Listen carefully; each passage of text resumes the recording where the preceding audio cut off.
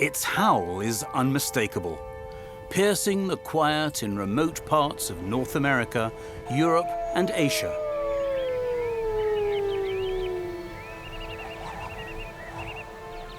It has to be a grey wolf, sending a social message to his pack, or warning others away from his territory.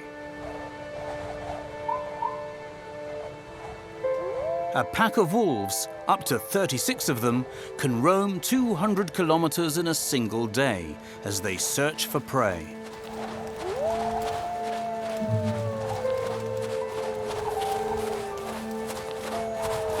While its howl can carry as far as 16 kilometers, a wolf can use scent to silently communicate over an even wider range.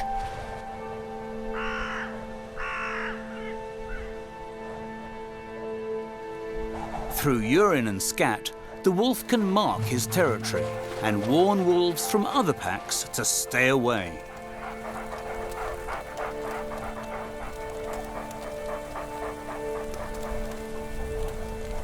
A wolf pack can accomplish things a lone wolf never could.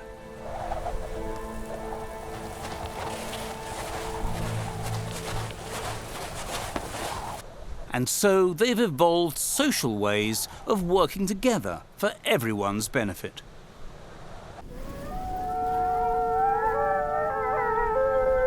Howling is how wolves check in with one another.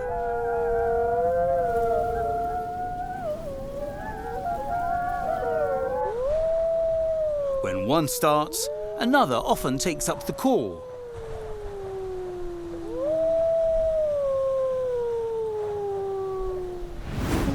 Social structure, the alpha male calls the shots. He's won his position through sheer strength. He and his mate are the only breeding pair. Next in the hierarchy is the beta wolf, and at the very bottom is the omega, who gets picked on when the pack is under stress.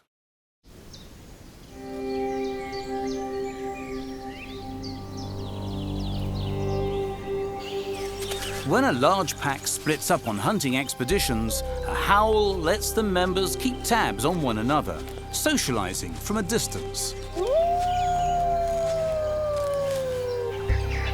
Within their territory, the alpha male and female mark the trail with urine every 100 meters. They mark the boundaries of their territory even more heavily to keep intruders out. Besides urine and feces, these social animals use scent glands near their tails to smear their individual fragrances along the trail, to let their packmates know they've been there.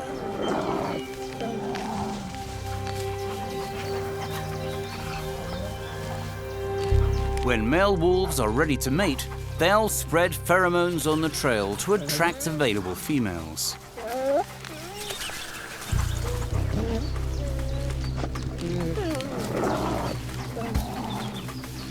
And of course, wolves also use their noses to find food.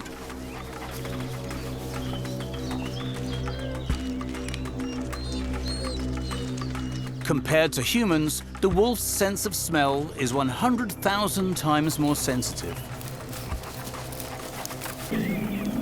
Downwind, a wolf can smell prey from almost 3 kilometers away, especially big prey. Here's where being social animals pays off.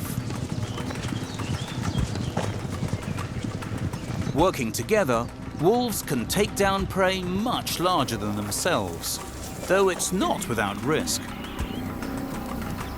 The 500 to 1,000 kilogram heavyweight bison can be a mighty adversary. To succeed, the predators track the herd for days so they don't alarm it. As they draw closer, they identify the weakest animals to attack.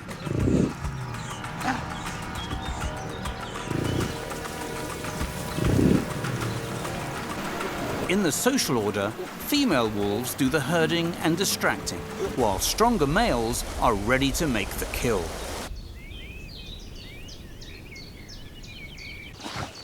Wolves don't eat every day, and they gorge themselves when they get the chance.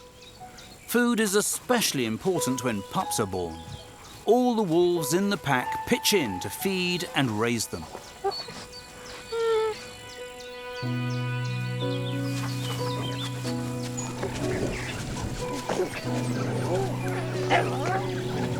The alpha female usually has about half a dozen pups.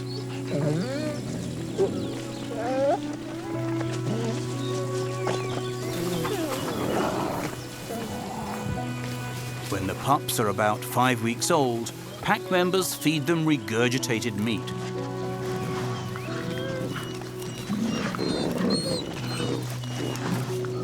As they interact with the pack, they learn the language of whinnies and barks.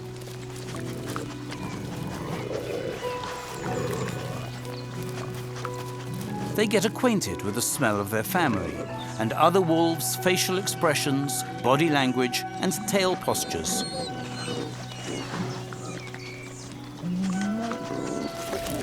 These are all the ways that wolves communicate and socialize with one another, at work and play. Every wolf has a distinct voice, so their pack can identify them.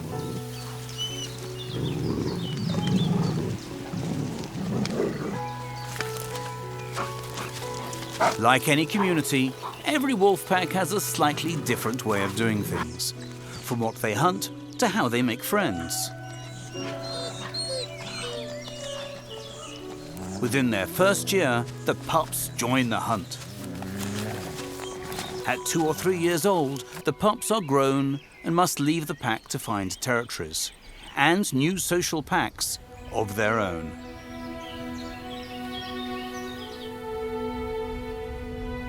Away from the forests where the wolves dwell and onto the prairie where another kind of social dog keeps order. Only prairie dogs are not really dogs at all. They're rabbit-sized rodents. They get their name from their bark, which sounds more like a dog toy.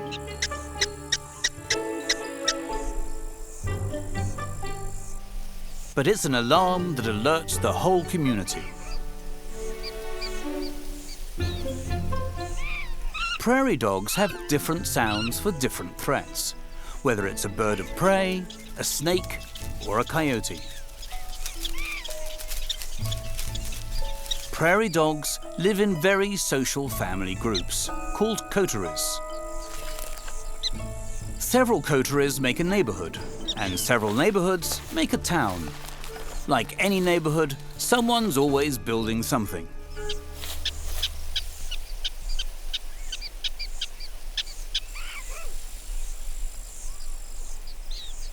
Neighbors get along as long as they don't live too close to another coterie.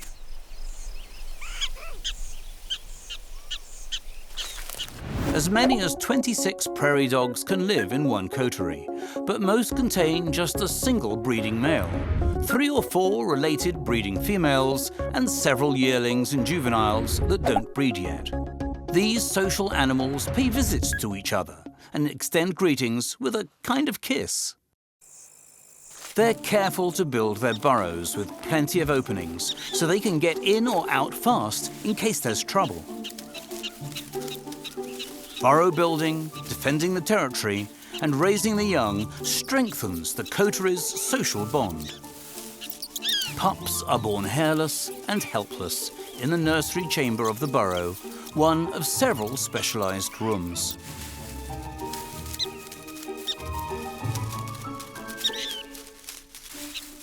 They stay in the nursery chamber for 6 weeks before climbing into the sunlight. The male dog is the prime defender of the homestead.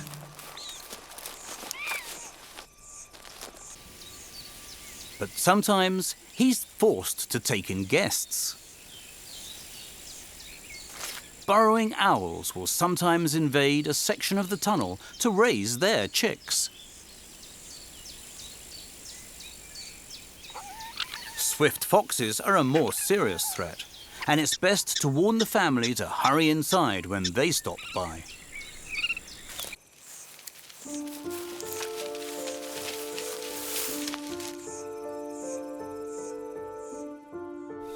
Snakes are also a menace, but prairie dogs can lure them into a burrow and bury them alive. The sentry keeps watch from the pile of sand outside the den. If the coast is clear, the little ones can come out and enjoy a meal or socialise. A litter of prairie dog pups can be as large as 8, but 4 is the average. Adults depend on their vision and sense of smell to warn them of predators, but the best alarm is the calls from their neighbours. Even though prairie dogs are very territorial, their social nature means they look after one another like a neighbourhood watch, so everyone can feel safe.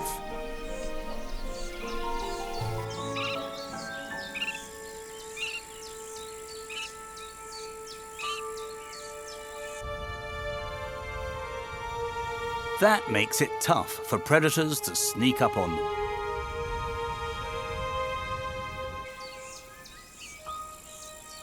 Some species make specific sounds to describe the nature of the threat, whether it's an aerial assault or a ground attack. The sentries stand ready to sound the alarm and seek shelter until the emergency is called off with more barking.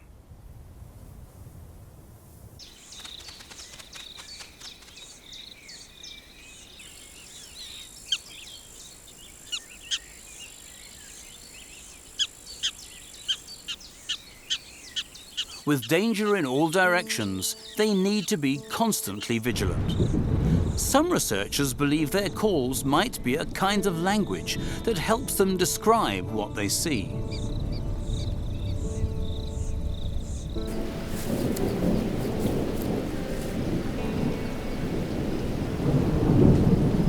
In the spring and summer, when the prairie grows its thick green carpet, life gets a little easier for these social animals.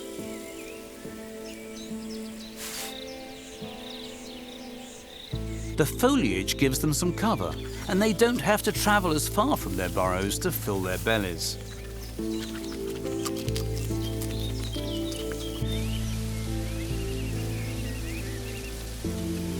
But even then, the little prairie dogs can never afford to let their guard down.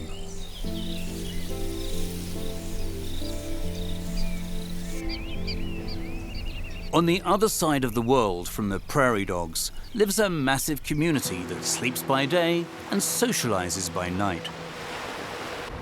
In Queensland, off Australia's northeast coast, the Daintree rainforest comes alive with spectacled flying foxes, a kind of fruit bat.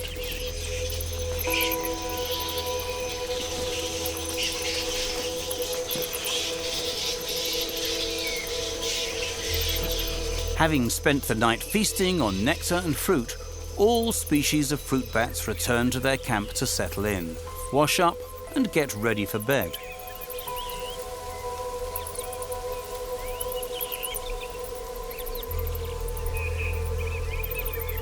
This young bat keeps warm in his mother's wings, where he can nurse or fidget. Until the baby is old enough to be left at the camp, he'll cling to his mother as she forages each night.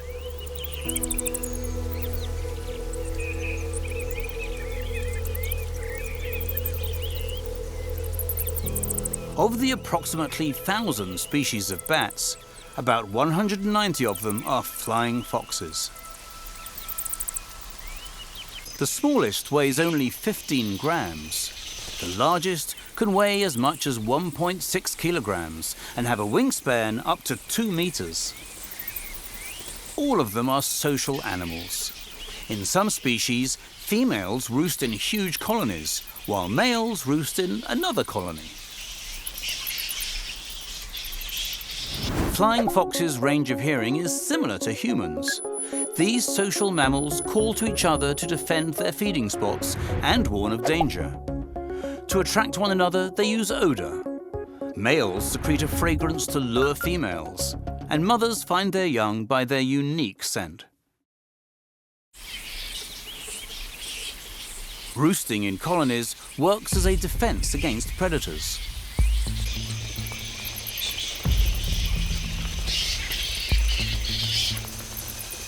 at least for the colony as a whole, if not for the individual bats.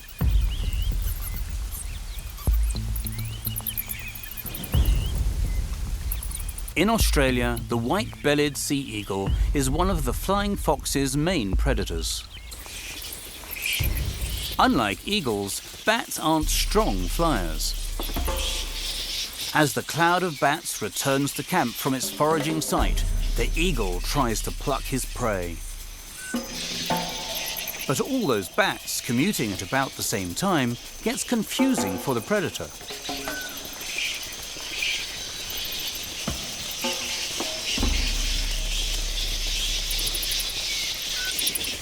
In this rush hour, the frenzy of flapping wings can throw the eagle off his game. In all the commotion, it's tough for the predator to focus on a single victim, giving most of the bats time to reach the roost safely.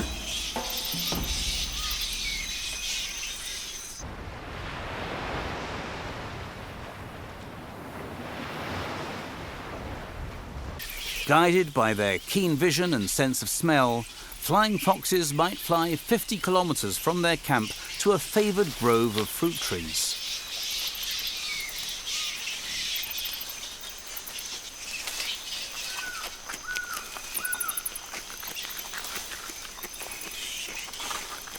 They eat fruit by squashing it with their tongue against their palate and swallowing the juice.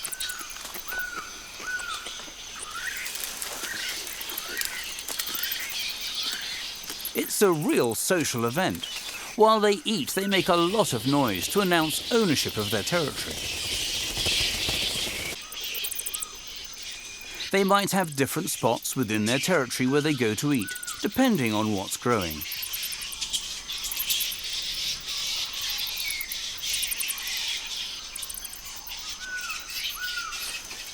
They'll keep returning to the same grove each night until the fruit or flowers are picked clean.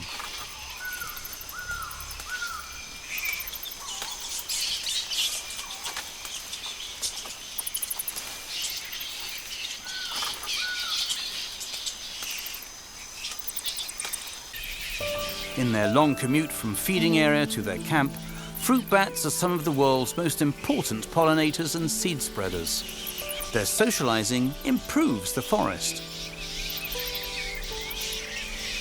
During mating season, as females rest high in the trees during the day, males hang on the fringes of the colony. They will defend the territory and mark branches with their scent from glands on their face and neck. Males will attract a harem of up to 8 females to mate with.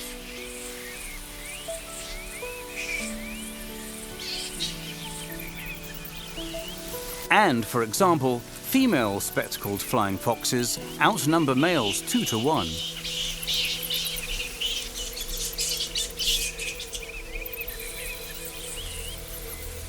Some colonies of flying foxes consist of millions of bats. They migrate seasonally, following fruits and flowers. Bats hang upside down because their legs can't support them. They even give birth upside down and have to catch the baby, who then clamps onto mother's nipple. When the pup is old enough, it will be left in the colony while the mother forages. They reunite by recognizing each other's voice and smell. The fluttering, flapping world of fruit bats may look chaotic, but in truth, these social animals have a system that works and protects the individuals and their lifestyle.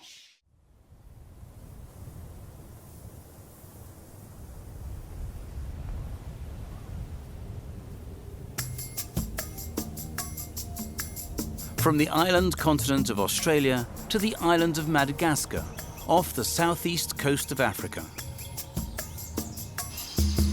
More than 250,000 kinds of animals live here, and 70% are found nowhere else. That includes its famous population of exotic social climbers, lemurs. About 100 different species evolved on the island that split from the mainland approximately 80 million years ago.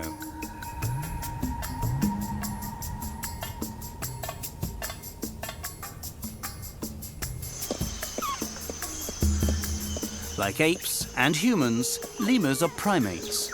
And even though they don't look like us, many of them resemble us in how they act socially.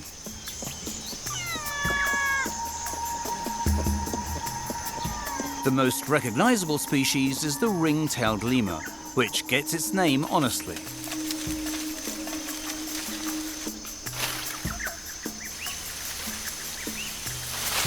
The bushy tail helps them balance as they leap from trees or scramble over rocks on their way to one of their social events.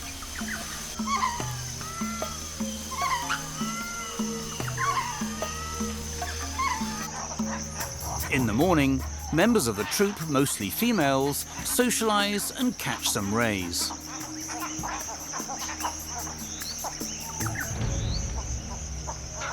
Babies are a very big deal, not just for the mother, but for the whole troop, which can pitch in to help raise them. Grooming and lavish attention help welcome the little ones into lemur society and teach them the ways of the troop.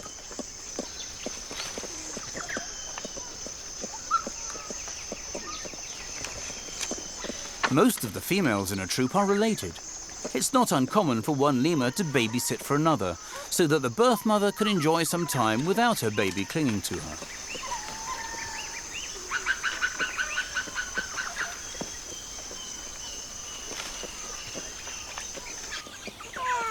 Mothers might even nurse each other's infants.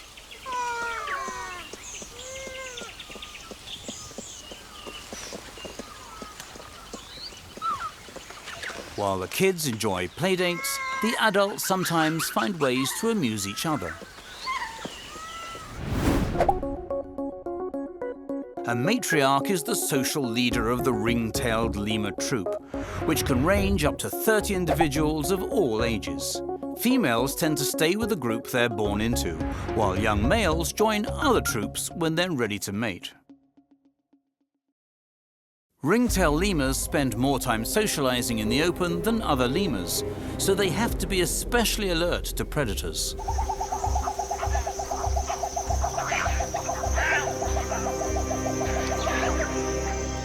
While females and some high-ranking males enjoy being the center of attention, members with less status live on the outskirts.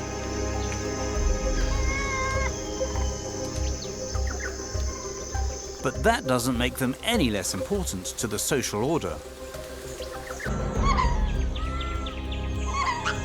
They can act as the troop's eyes and ears, alerting it to danger.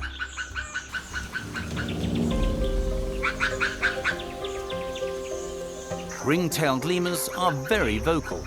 When trouble is spotted, they sound the alarm.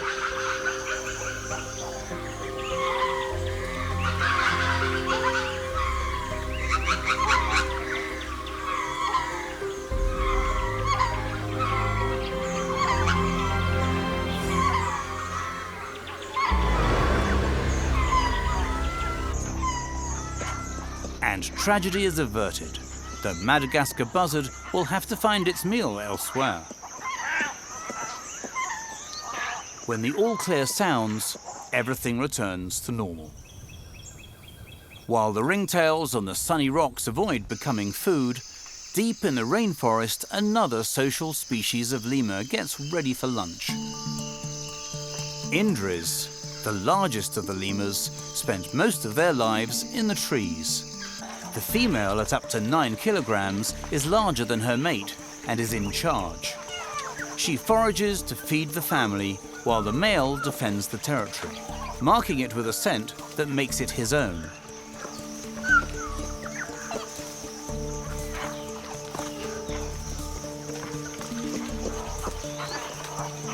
Couples mate for life and stay in small family groups with their young, which the male helps care for.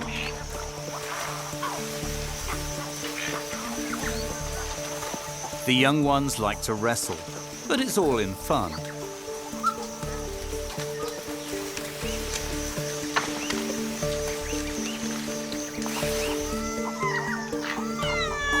Indris make very distinctive sounds, singing for up to 3 minutes at a time.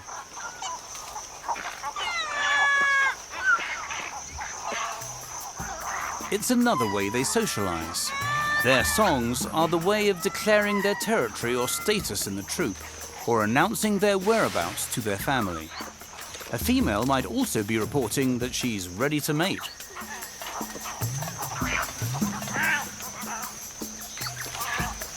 Unlike other lemurs, Indris give birth only every 2 or 3 years.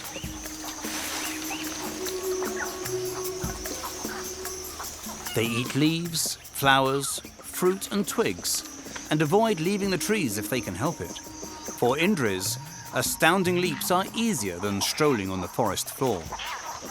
Several generations of these highly social Indris might live together harmoniously. These social tree dwellers move as a group. Every morning they awaken, eat, and travel through the trees together, poop together, and eat some more before grooming and retiring for the evening. Indris and other lemurs form supportive, even cuddly social bonds in the lush forests of Madagascar. On the sun-scorched African savanna, another kind of social animal finds success by being downright nasty to each other. Spotted hyenas have a bad reputation for being mean and vicious. And while it's probably deserved, it should be admired. Hyenas' ruthless and strict social structure serves them well.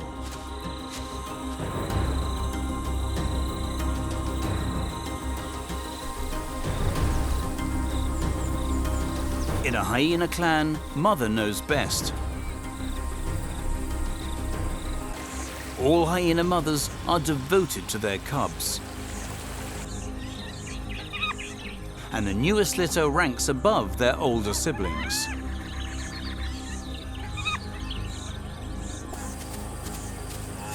From that privileged position, the little ones begin to learn their real place in the clan hierarchy as they grow. By socializing with others in the clan and seeing how their mother socializes, cubs quickly learn who's above them and who's below.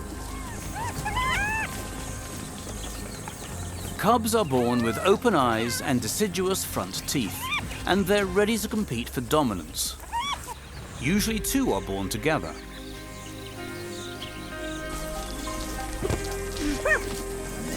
And one might even starve to death if his sibling prevents him from nursing. So right from the start, a young hyena knows that no one will give her a break. Though she lives in a group, she's also on her own.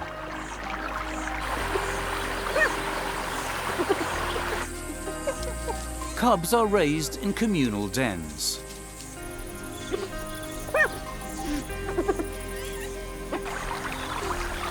What starts out as innocent play soon becomes more intense as the more aggressive, high-status hyenas begin to grow into their social roles.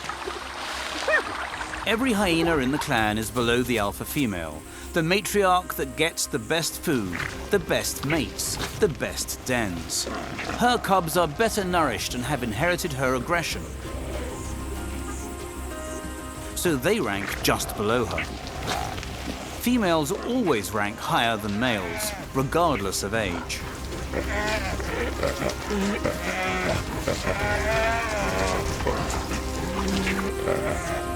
Males become migrants when they leave their birth clans to find new ones to join.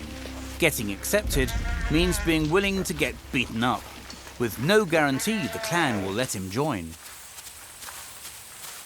But it beats being a loner. There are social benefits to clan life, even for the lowest members. Clans are like gangs. They go anywhere, do anything, because they have strength in numbers. This cheetah just made a kill, but she can't protect it from the marauding hyenas who want to steal it. Now she's in danger.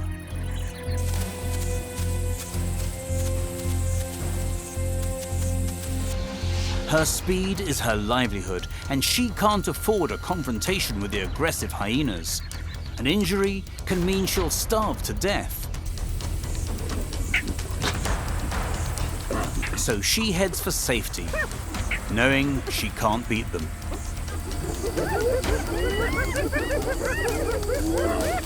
The hyenas will eventually lose interest and take their rowdy socializing elsewhere.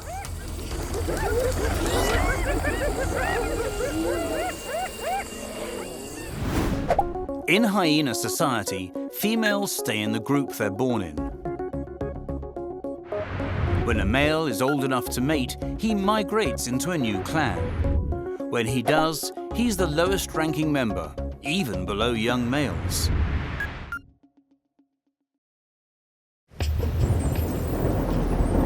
Out on the savannah, hyenas never let an opportunity pass.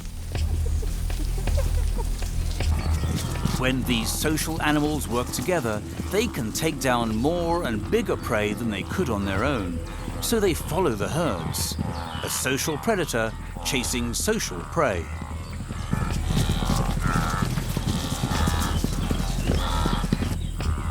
But even groups of hyenas are not always in the mood to pick a fight, and despite being powerful predators, they know that sooner or later they'll find a weak or dead wildebeest.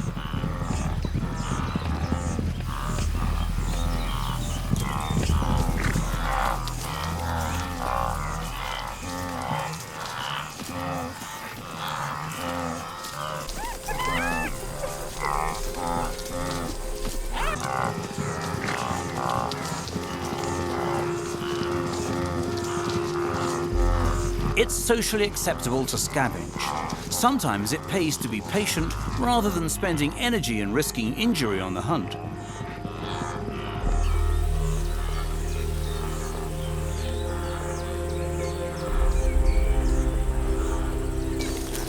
And despite working together to find their meal, once they get that meat, they have to fight each other.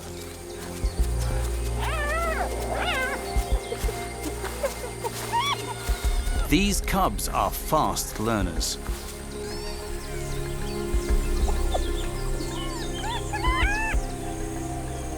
When hyenas are born, they come out fighting, and then enjoy a short time being coddled by their mother before becoming full, aggressive members of hyena society. Just because they're social animals doesn't mean they're well behaved. For an example of a society where everyone gets along, we need to look elsewhere, to the oldest social animals of all. It looks like a graveyard, but this place is teeming with life. These narrow mounds, oriented north and south, are like a mini Stonehenge, built by a mysterious society. In this case, termites. Termites dry out easily, so they need a nest that's dark, damp, and temperature controlled.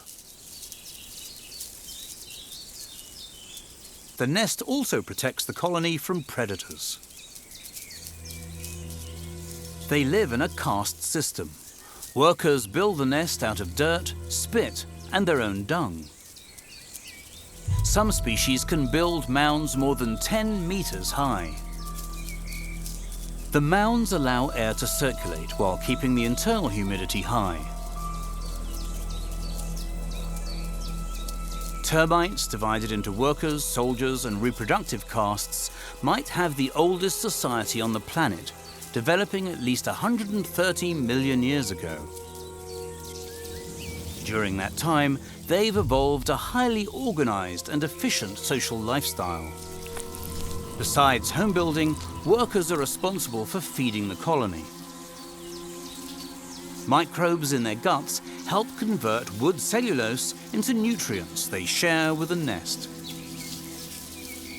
The colony also cultivates subterranean gardens of molds they can eat. The different castes of termites communicate through touch and through pheromones. Social order is the most important thing. If the colony loses a lot of workers or soldiers, it produces more of them to keep the nest running smoothly.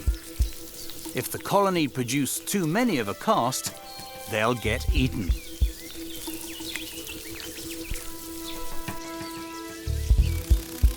While the queen is the only egg layer, the colony also produces alates, which can reproduce if something happens to the queen.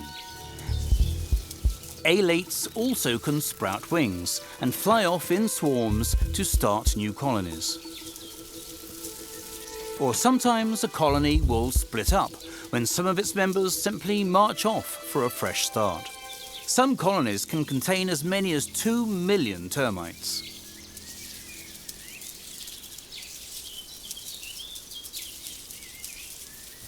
The queen is the most important member of termite society, giving birth to both workers and soldiers.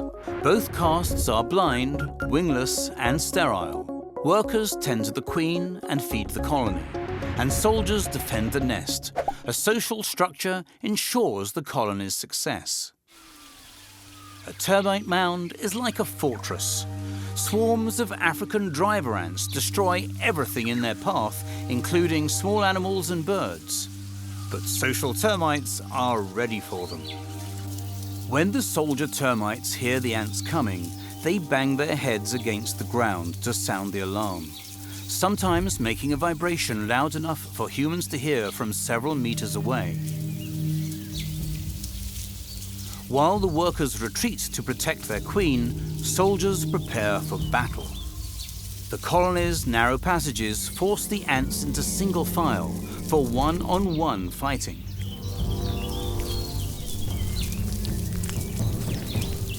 The advancing ants are slowed down, buying the workers time to seal the queen in her chamber.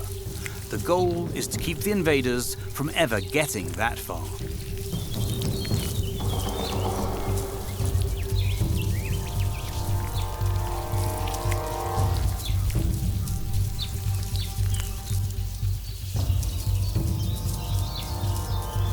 The termites' defense is held.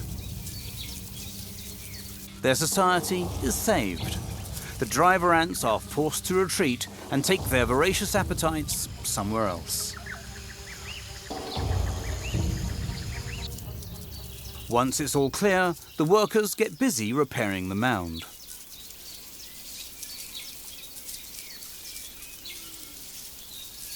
Some termite colonies keep their mounds for a half-century or more, continuing the social behavior their ancestors have performed for millions of years. We tend to think of termites as destructive, invasive pests because of the damage they cause. But these highly successful social insects, which live almost everywhere except Antarctica, perform a vital ecological role by breaking down dead wood. Working together makes them highly efficient. The colony runs like a machine. Workers and soldiers can live up to 5 years, while kings and queens in some species can last a half-century or longer.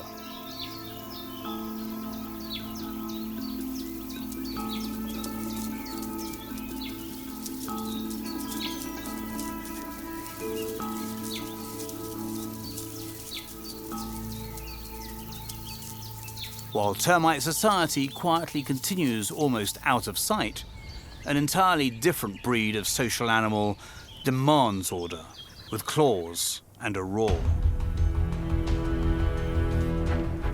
Cats aren't known for being social. In fact, lions are the only social cats. A pride consists of 1 or maybe 2 related males and several lionesses and their cubs.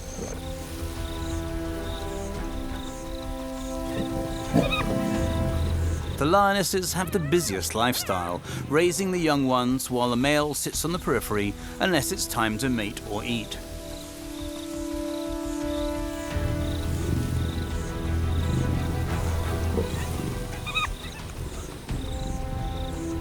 The cubs depend on the females for everything, especially the first 6 months when they're being suckled.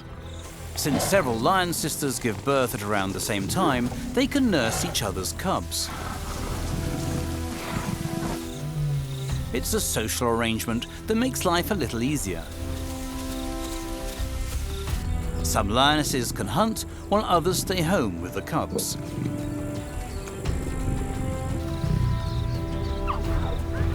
By following the adults, cubs become independent in about 16 months.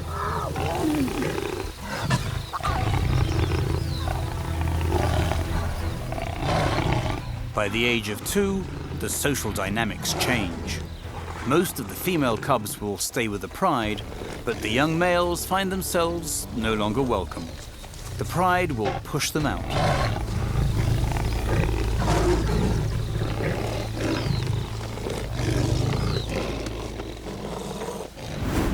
An average pride consists of 15 females, cubs, and breeding males.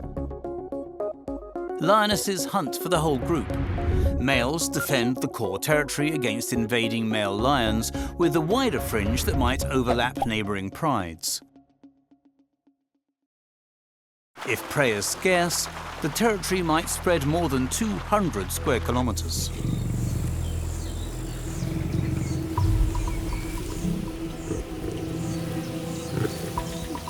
Lions specialize in taking down medium or large prey, like zebras. That requires the lionesses to work together. And that takes practice. Mock fighting helps them get the moves down. Females are the pride's hunters. Males participate in only about 4% of the hunting expeditions. They spend most of their energy defending their territory and their dominance over the pride.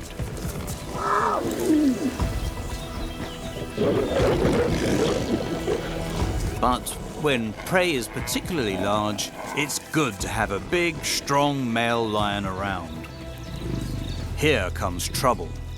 This pride already has a dominant male lion. But now this intruder wants to take his place, upsetting the social order.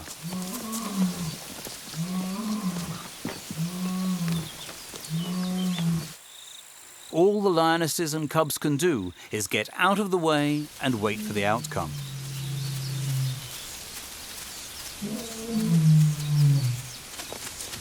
After a male lion is forced out of his home pride at 2 years old, he'll roam alone or join a coalition with his male brothers and cousins.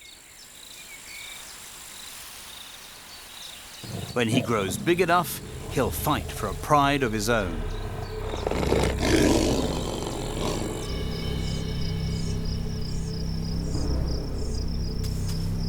Today looks like that day. Roaring won't be enough. There'll definitely be a fight. Maybe to the death.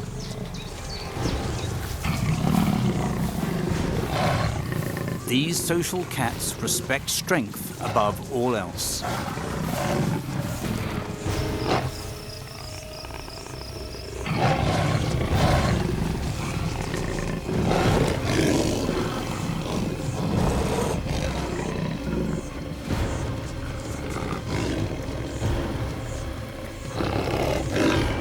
The challenger defeats the leading lion, who will become an outcast unless he can win a place in another pride society.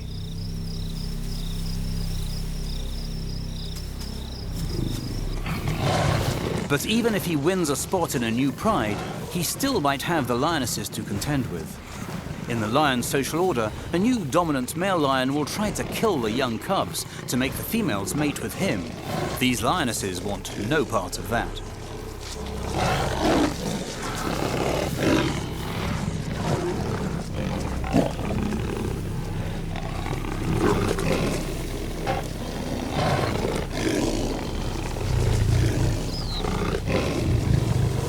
Eventually, he'll get the message, and they'll reach an agreement. And these social animals will return to their ordinary routine. Until other male lions come along who want to win a place in the pride.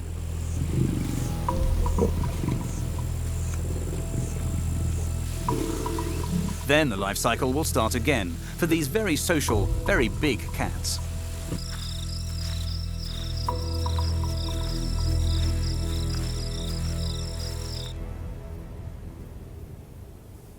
Throughout the animal kingdom, vibrant communities exist where you'd least expect them. Nature provides its own kinds of social network. It's in the wolf's call of the wild, and in the prairie dog's bark.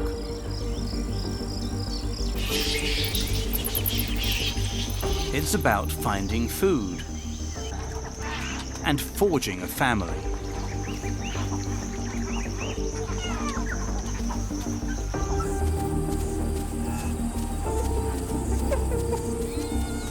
Whatever form it takes, cooperation makes the struggle for survival a little less of a struggle for these social animals who share these life cycles.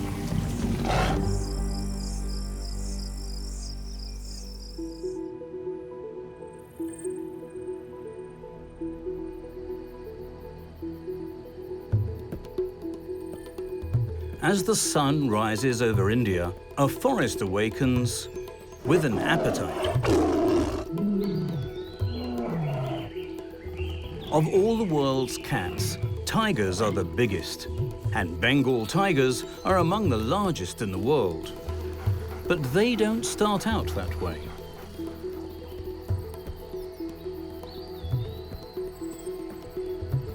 Born blind and helpless at 1 kilogram, they need care and training.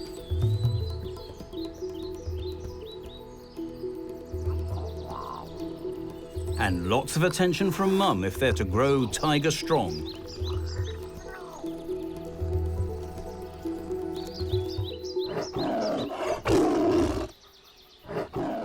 She'll teach them what to eat and how to catch it.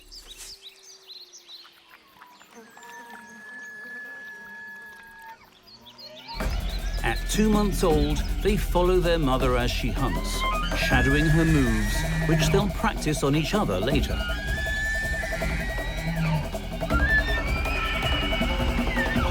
She bags her prey by knocking it to the ground, biting its spine, or suffocating it with a bite to the throat.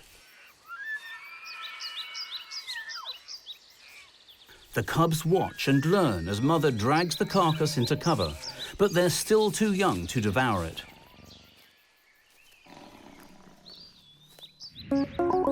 Over the next months, the cubs will grow strong and fierce, 200-kilogram killers with the largest canine teeth of any living cats, more than 7 centimeters long.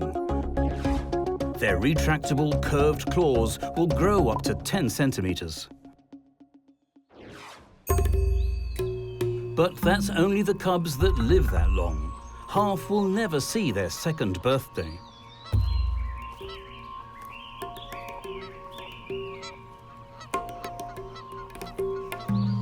So the cubs stick close to their mother for the first 2 years, learning her technique. They'll practice stalking and sneaking, and soon mother will take down prey, but make her cubs kill it. Skills that they'll need to help them grow strong.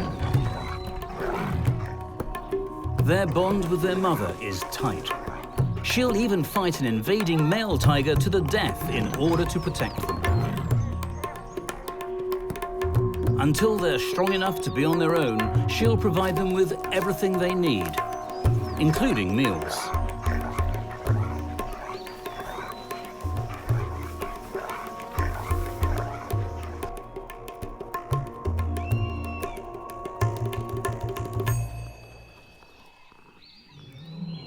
With only 500 taste buds, compared to 9,000 on our own tongues, tigers aren't fussy eaters. If it's flesh, it's dinner. And that also includes fish. Unlike most cats, tigers don't mind water. They're strong swimmers that have no problem crossing rivers. Going on 2 years old now, these tigers in training are growing almost as strong as their mother. Their education is almost finished. Soon it'll be time to strike out on their own.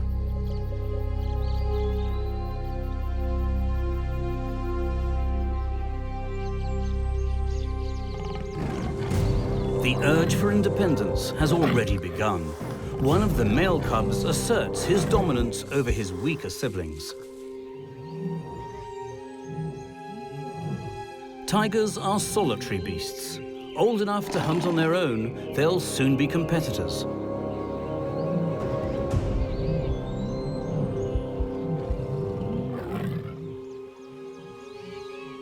For now, it's just fun and games.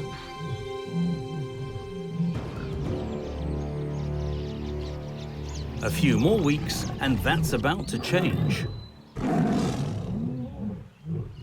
Besides growing physically strong, the tiger grows a powerful urge for independence, an urge he'll want to satisfy. At 2 years old, females find new territories close to their mother. Males wander further. Now grown, the dominant cub will leave his siblings. Playtime is over. They might never cross paths again.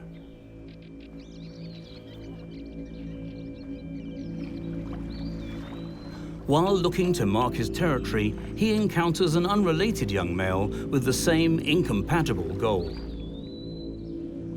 A male tiger's territory might range 16 to 31 square kilometers, but the land isn't his for the taking. He has to earn it. This is his first test of strength.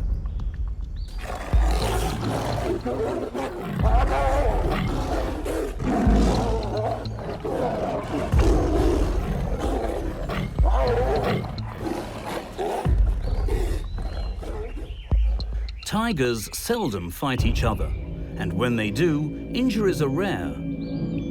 But these young tough guys have something to prove to each other.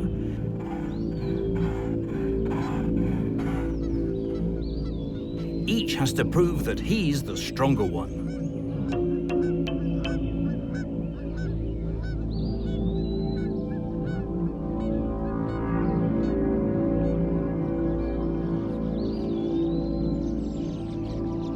The loser will rest up, pull himself together, and find some other territory to claim.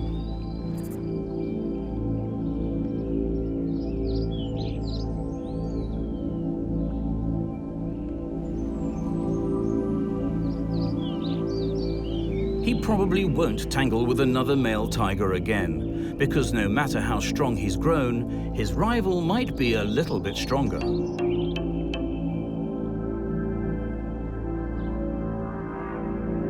So for now, he'll keep to himself, staying out of trouble or prowling around until he finds a potential mate, secure in the strength that he's earned.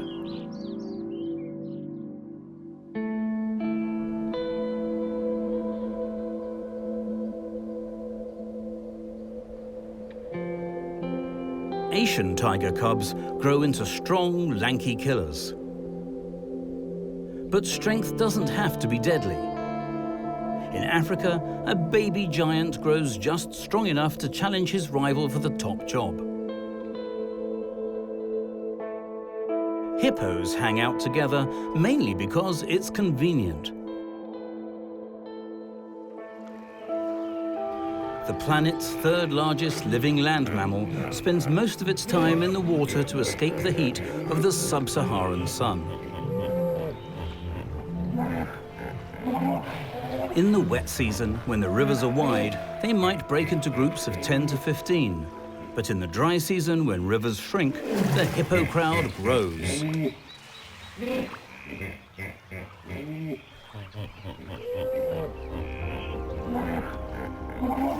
And tempers grow hot. Only the dominant bull hippos, just 10% of the male population, get to mate, and dominance is earned by aggression. The winner, the strongest hippo in the herd, gets his choice of cows. He'll mate with several in his harem and pass those strong genes to his young. A cow gives birth to a single 50-kilogram calf every 2 years and cares for it for several years. So new calves are often raised with older siblings. They can help their little brother or sister grow strong by showing how to steer clear of danger. But it's this crocodile who's feeling threatened today.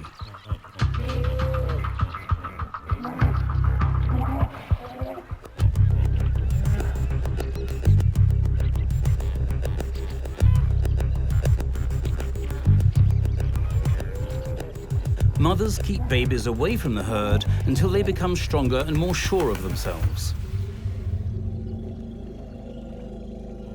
They are born underwater. When they grow larger, they get around by pushing off the bottom of the river rather than swimming. Usually they're tall enough to touch the bottom. If necessary, they can hold their breath up to 5 minutes.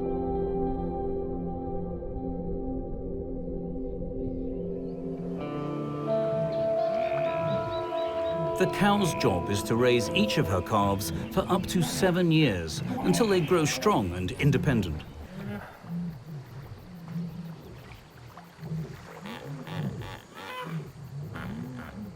The bull's job is to dominate all the other bulls so he can father more.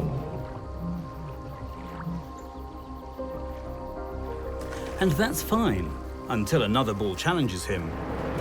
Bigger and stronger bulls have the advantage.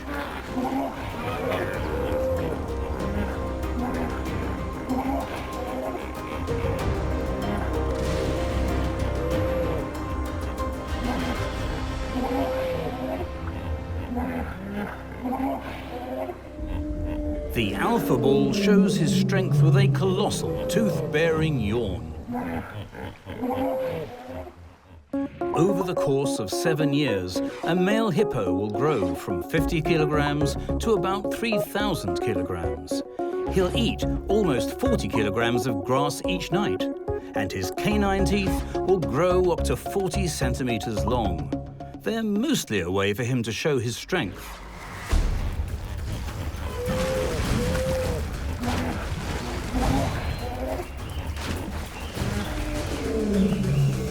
Mostly. The true test of strength for the young bull hippo comes when he dares to challenge the school's alpha bull.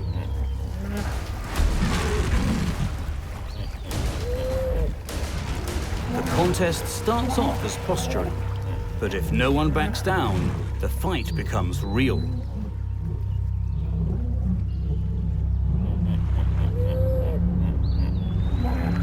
At stake is access to all the fertile females, a hippo harem.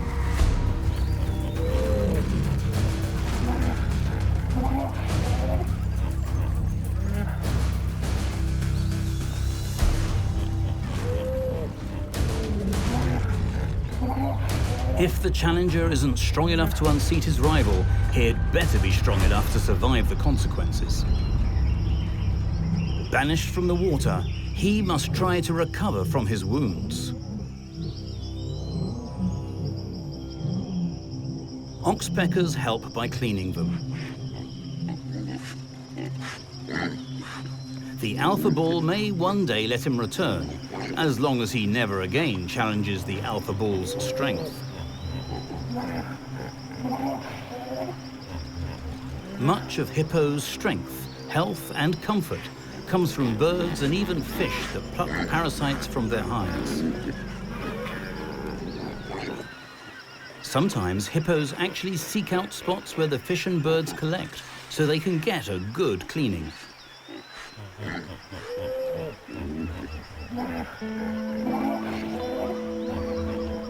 In return, the hippo excrement in the water makes it a nutritious environment for fish and fish-eating birds.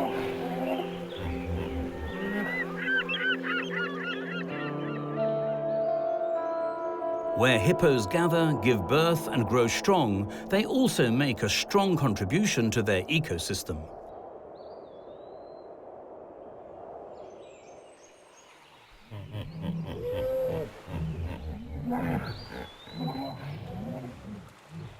Hippopotami find strength in their size and lumbering lifestyle as they chase waterholes in the sunny African savanna.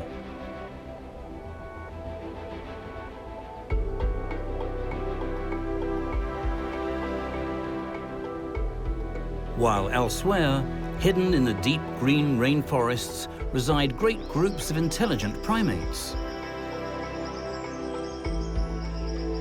Chimps form a strong, dynamic and interactive community.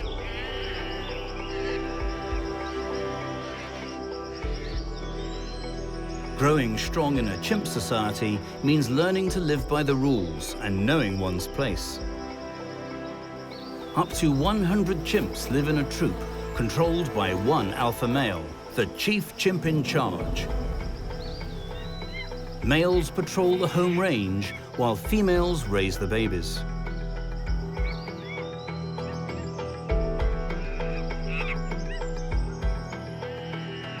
The youngsters stay close to mother for about 7 years. Playing teaches them to get along with each other.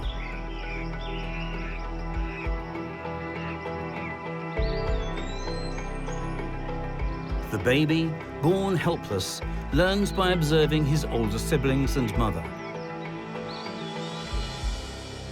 He depends on mother's milk for the first 3 years and learns to walk at 4. Chimp DNA is more than 98% identical to human DNA.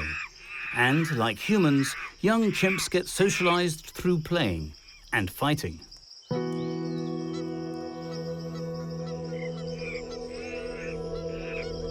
No wonder their behavior is so recognizable.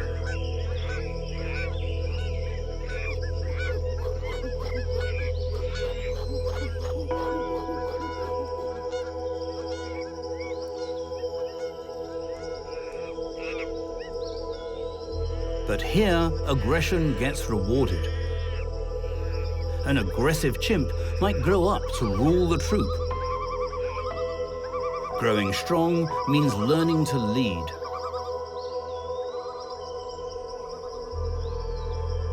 The strongest bond in a chimp troop is between mother and child, and it can last a lifetime.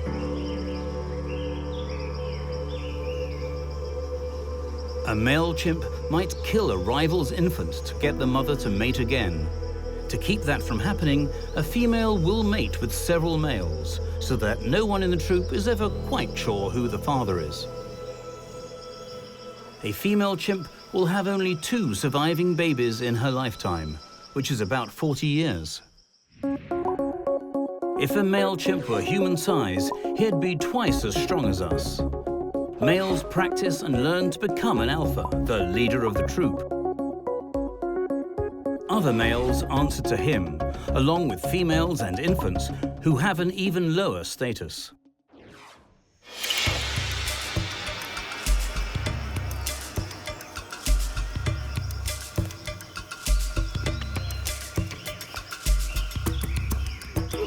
Chimps spend up to 8 hours a day looking for food or eating.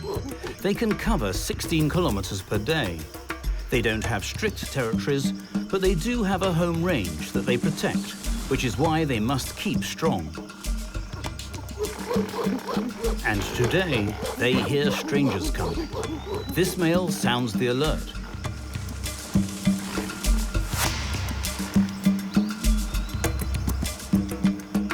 Aside from humans, chimps are the only other species known to gang up and attack rivals. The intruders scurry away.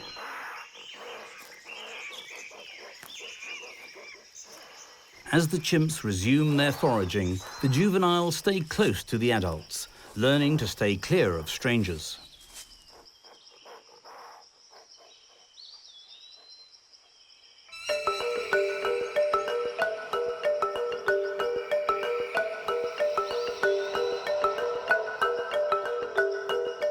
As long as the little ones have some adult supervision, they're free to explore the trees.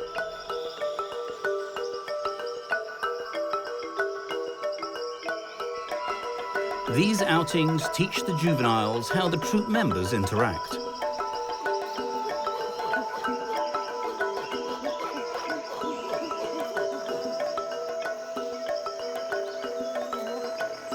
Chimps eat fruit, But they can also hunt bird chicks, monkeys, and even wild pigs.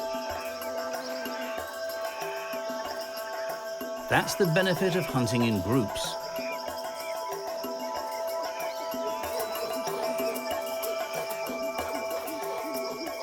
They try to move quietly through the forest.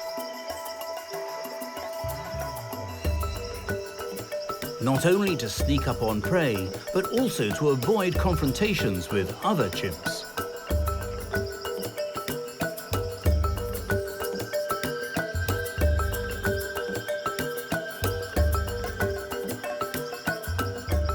But what's that in the tree? It's a free-ranging male, and he's not happy to be discovered.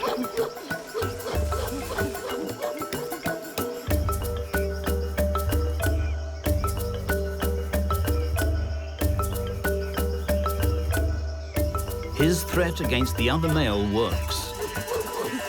Males sometimes leave their troops temporarily to forage on their own, or to look for better mating opportunities outside the group.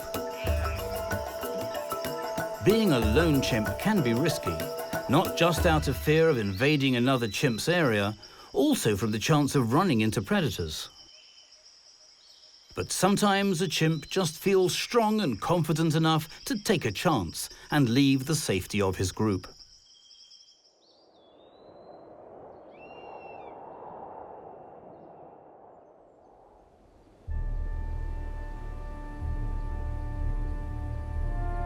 In that respect, chimpanzees couldn't be any more different from elephants, who also form strong societies but stick together for life.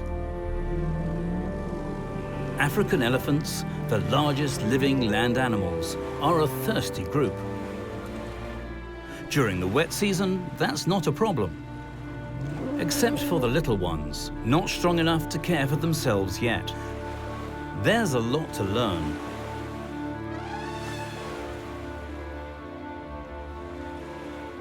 But Mum's got his back.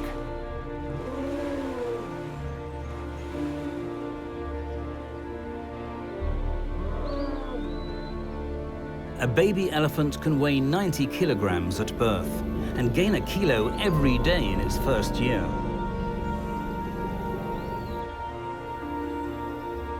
The herd is mostly cows and their young. Adult bull elephants wander on their own.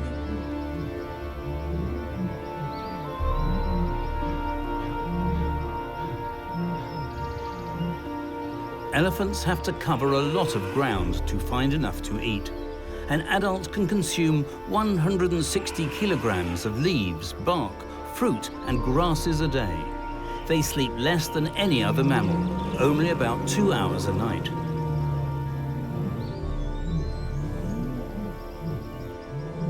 The baby elephant needs his mother's protection. Play fighting teaches the bull calves the skills they'll need to win the right to mate someday. Their supple trunk contains about 100,000 muscles.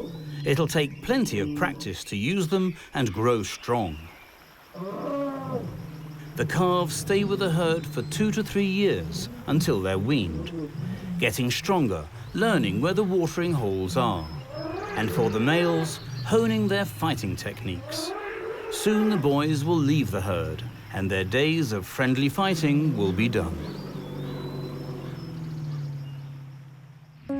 Elephants are the only mammals that never stop growing, stronger and stronger. That includes their tusks. The biggest, oldest cows usually lead the herd, while the biggest bulls usually win the mating rights.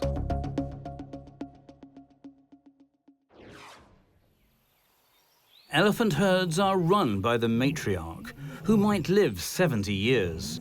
During that time, she's become an expert on finding the best grazing areas and resources to support her family.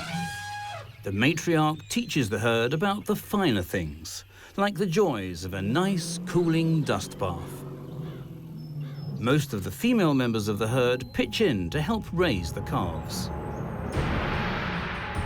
The matriarch will pass her knowledge to the next in line, who'll take over when she dies.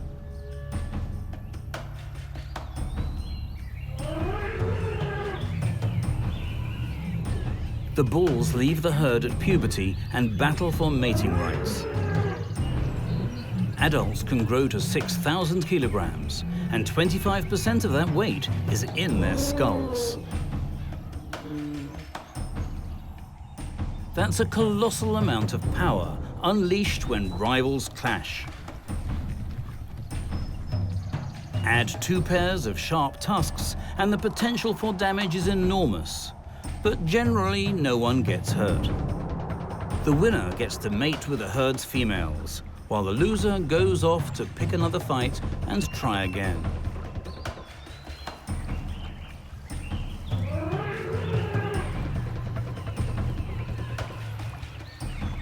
Through living together and teaching each other, every African elephant has a chance to grow strong and contribute to the enduring traditions of the herd.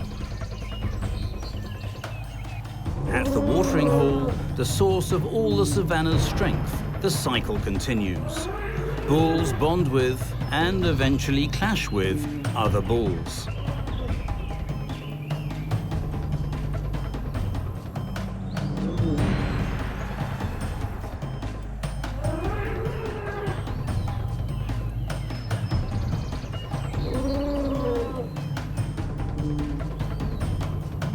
Until one relents.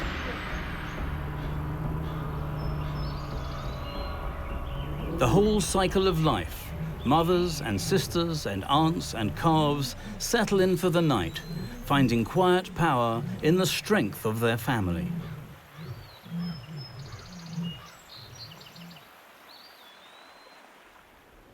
Meanwhile, in another part of the world, family life is anything but quiet. And growing strong is a life or death mission right from the start.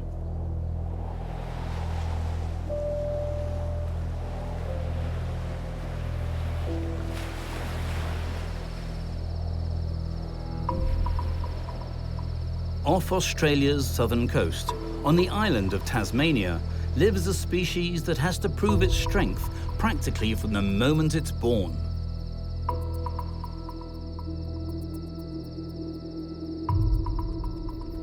The Tasmanian devil, the largest living carnivorous marsupial, begins its life with the ultimate contest of sibling rivalry. Which might be why it always seems to be in a bad mood.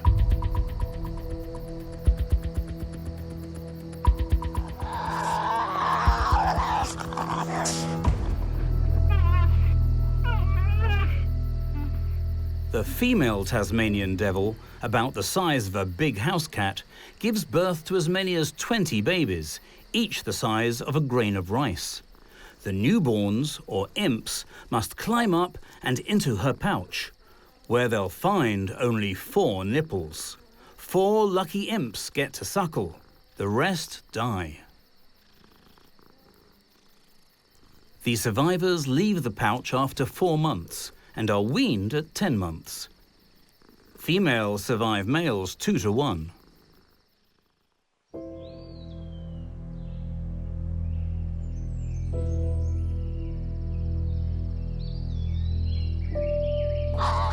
Tasmanian devils eventually grow up to live on their own, getting together only to mate or feed.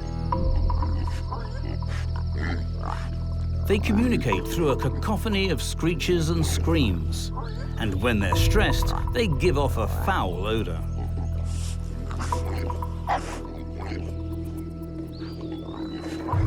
The imps scavenge at dusk to get a jump on the nocturnal adults they'd otherwise compete with.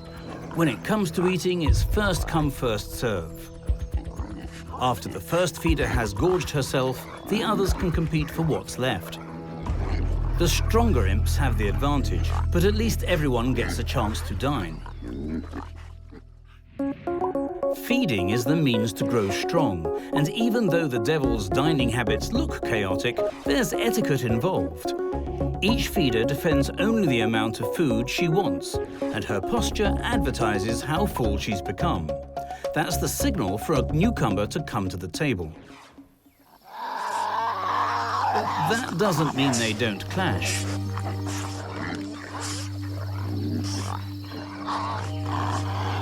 Tasmanian devils bite each other more than any other species. When eating, their powerful jaws let them devour bones and all, from carrion or food they hunt and kill. They can eat almost half their body weight per meal.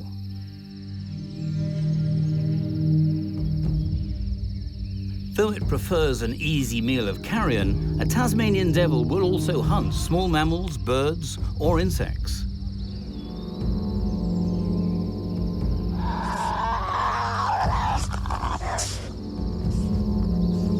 Anything to stay strong.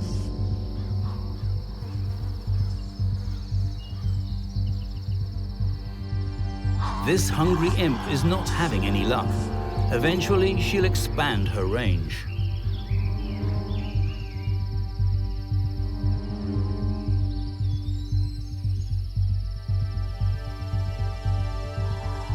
An adult can cover up to 16 kilometers in her search for food.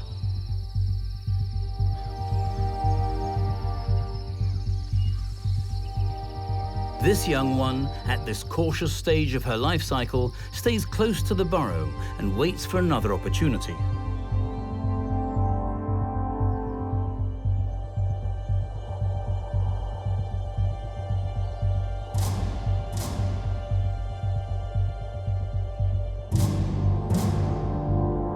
Nighttime provides another chance for hunting or scavenging, another chance to grow strong.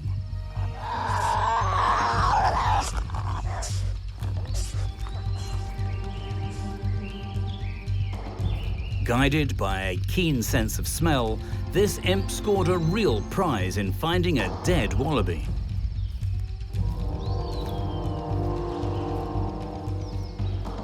She won't be able to keep it to herself for long.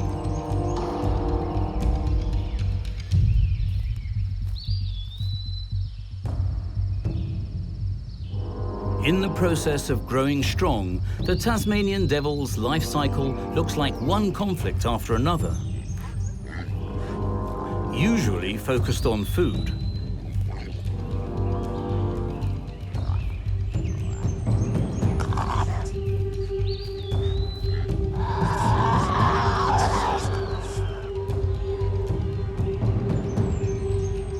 As these three imps tussle over the carcass, it seems like nobody's getting a chance to actually eat it. Meanwhile, the outsider patiently waits her turn to join in. But she needs an invitation. She'll eventually get to eat, and by following the rules, in 2 years, she and the other imps will grow into strong adult devils. They'll do their job, scavenging the carrion from the forest floor.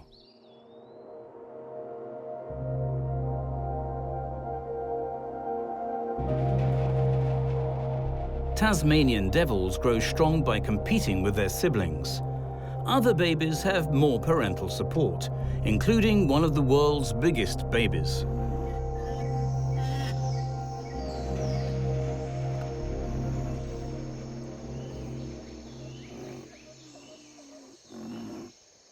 Rhinos, the gigantic African herbivores that look like a throwback to dinosaur days, are surprisingly light on their feet. Newborns, which weigh more than 50 kilograms, will grow to about 2 tons in 7 years. In some ways, the young ones are more safe than the adults, which are poached for their horns, which take years to grow. A more immediate nuisance are ticks and biting flies on their thick but sensitive hide. A good coating of cooling mud helps keep the bugs at bay. Rhinos, the second heaviest land animals, are happy to share the waterhole with the first, most of the time.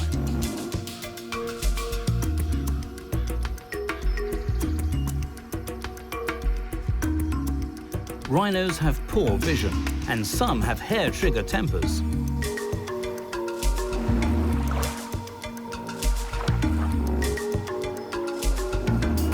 It can easily mistake an elephant, or even a stump, for a threat and charge it. That's when the horn comes in handy. The horn is not just a symbol of strength that grows with the rhino. It's a real weapon that can impale the rhino's challengers. The two kinds of African rhinos grow strong on different diets. Black rhinos have pointed lips for browsing bushes and leaves. White rhinos have squared lips for grazing grasses. They wean their calves after 12 months. Black rhinos wean their young at 2 years.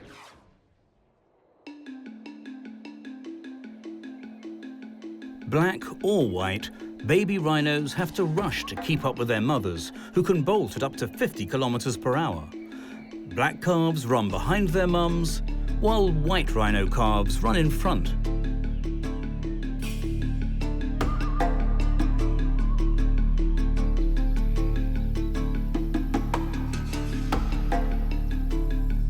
Male rhinos show their strength by declaring their territories. They mark their domain with urine and dung. If the strong smells don't work and an intruder trespasses, the conflict can get physical.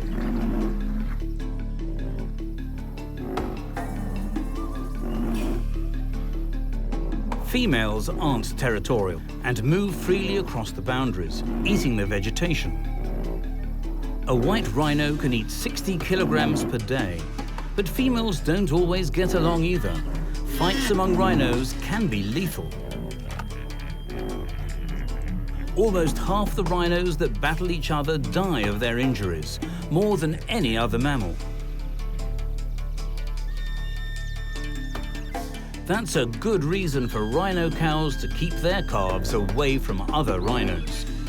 An adult white rhino's head can weigh more than 400 kilograms. Rhino horns aren't bone. They're made of keratin, the same substance as our hair and fingernails. If the horns get damaged, they will slowly grow back. It takes a rhino calf 7 years to grow them from scratch. For a young calf, less than a year old, big cats and hyenas can pose a serious threat. If a calf makes it to his first birthday, he's usually grown too strong for predators to mess with.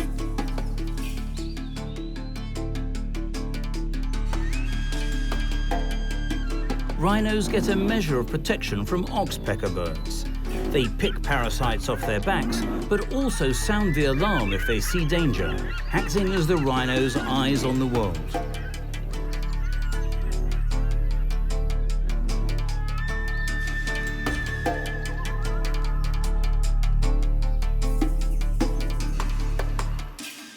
To make up for their poor vision, rhinos rely on their hearing and sense of smell. For up to 4 years, rhino calves stick tight to their mother's side, learning the benefits of mud wallowing, growing bigger and stronger under her protection.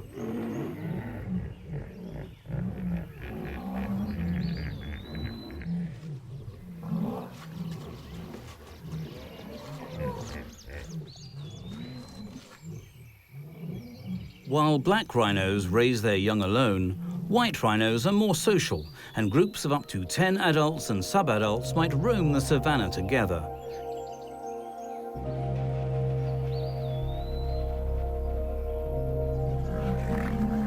Every 2.5 to 5 years, they'll be ready to mate again.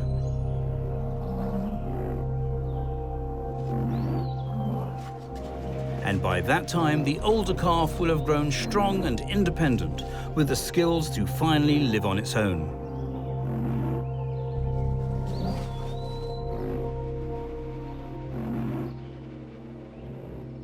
Rhinos grow up by mastering a few simple skills. In Ethiopia, one of the most social mammals of all becomes strong by following the rules, and sometimes breaking them. Being born a baboon is like growing up in the family business. Everyone has a job to do. Each morning it's time to go to work, heading into the savannah to forage for seeds, roots, leaves or grasses.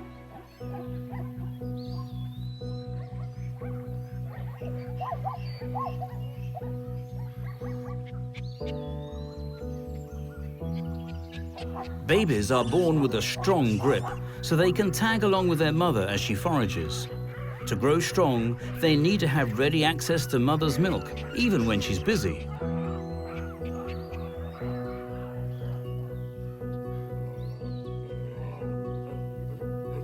Being a baboon means you always know your place among all the other baboons.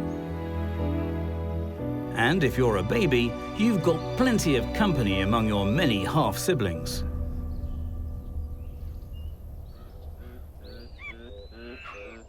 Among the Hamadryas baboons, females care for their infants, sired by the same male leader. When day is done, the small groups converge on the rocky cliffs, where they spend the night together. Mostly the infants learn by playing. By watching the adults, they learn grooming and how to behave.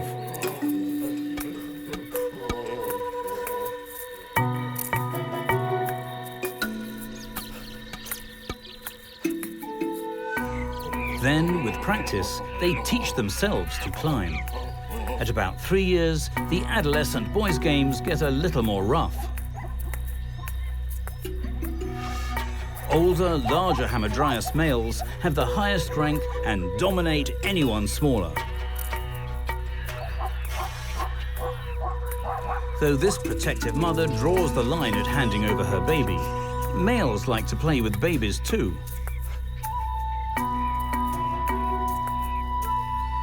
Females gain rank by cozying up to the troop leader, usually by grooming him.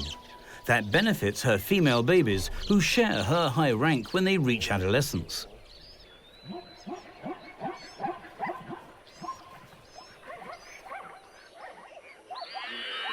A male leader needs to be ready to fight off challenges. Sometimes lower-ranking males form coalitions to unseat the leader.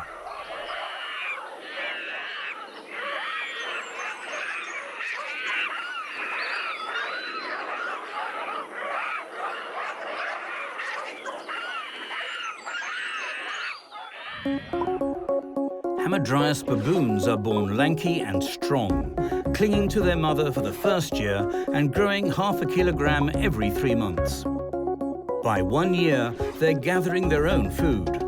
After the 4th year, males begin growing to twice the size of females. Males learn to be aggressive and strong. Each selects a small harem of females to mate with, herding them to make sure none of them wander off to another male. Several of these leader and harem groups live together. Young males might befriend a juvenile female, protecting her until she's old enough to mate. Mostly males coerce females to join their group by chasing and biting. Even so, females switch their mating groups every few years, and a male will sometimes aggressively pursue a female outside of his group, killing her infant so she'll be ready to mate with him. When tensions build, anyone can pick a fight, even young males and females. Fights between leader males are real, and so are the injuries.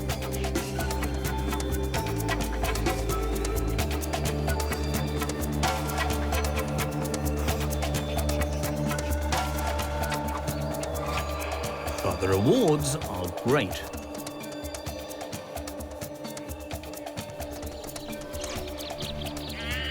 Not all males are born to be leaders. A follower male is content to be a non-mating member of the troop, spending the days foraging and enjoying socializing with his extended family.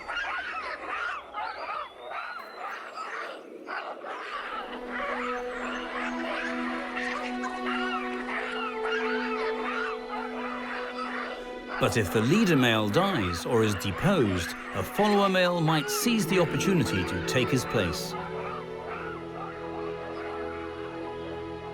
Among the Hamadryas baboons, growing big and strong certainly has powerful advantages, especially in terms of mating.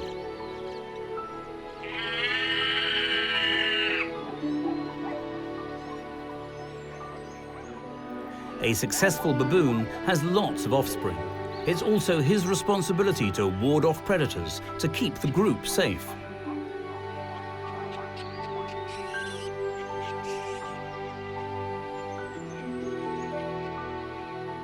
But in this very complex, very social community of monkeys, where infants get plenty of attention and care, everyone finds his or her place.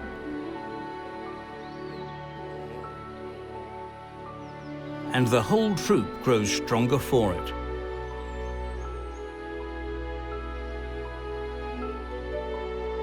With the sun going down, all tempers grow cooler again. After a good night's rest, the baboons will have plenty of opportunities to show how strong they have grown and earn a better place in their society.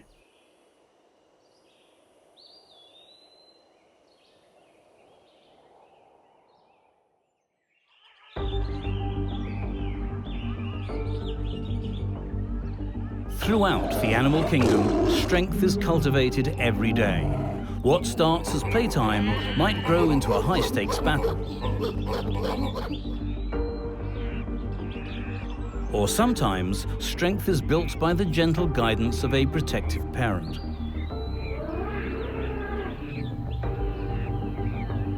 Or not-so-gentle pressure of sibling rivalry.